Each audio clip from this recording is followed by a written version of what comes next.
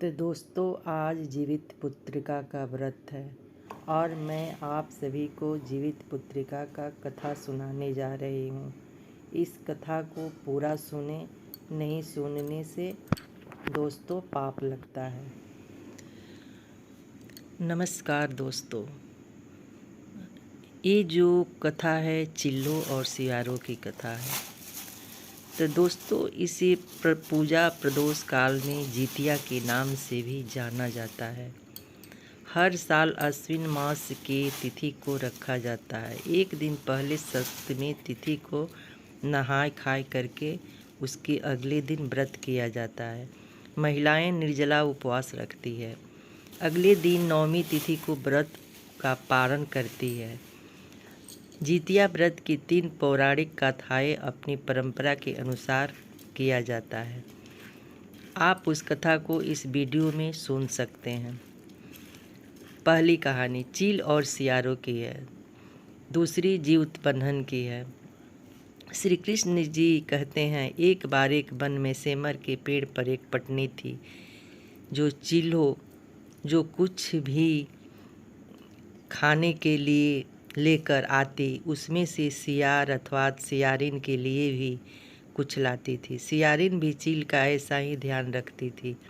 इस तरह दोनों का जीवन चल रहा था और ज्योतिया की पूजा की तैयारी कर रही थी। चील्हों को उसे बड़े ध्यान से देखा और अपनी सखी सियारिन को भी बताया कि हे बहन, हमने तय किया है कि वे भी इस व्रत को करेंगी और निष्ठा और लगन से दोनों दिन भर भूखे और प्यासे मंगल कामना करती रही।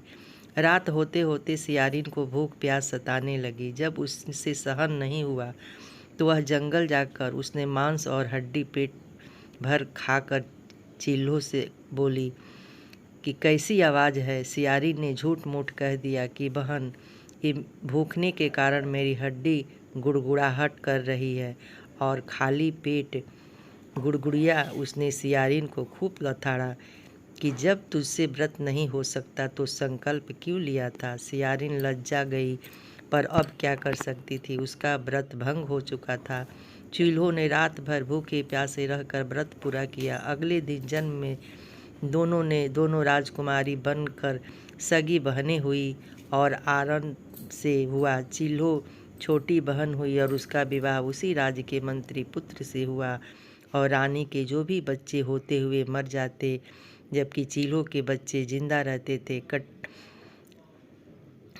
ये सब देखकर उसके बहन को जलन होने लगी और बच्चों का बाल तक बांका न हो, ये सब करने के लिए कुछ भी उपाय करने लगी और उसके पति को मारने का प्रयास भी किया, परंतु सफल न हो सकी। आखिरकार देवयोग से उसे अपनी गलती का आभास हुआ।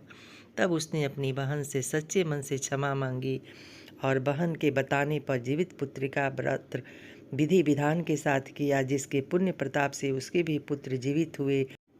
तो दोस्तों, मैं कथा को यहीं पे समापन करती हूँ। जिनका बेटा होता है या बेटी होती है, सभी ये व्रत को करते हैं।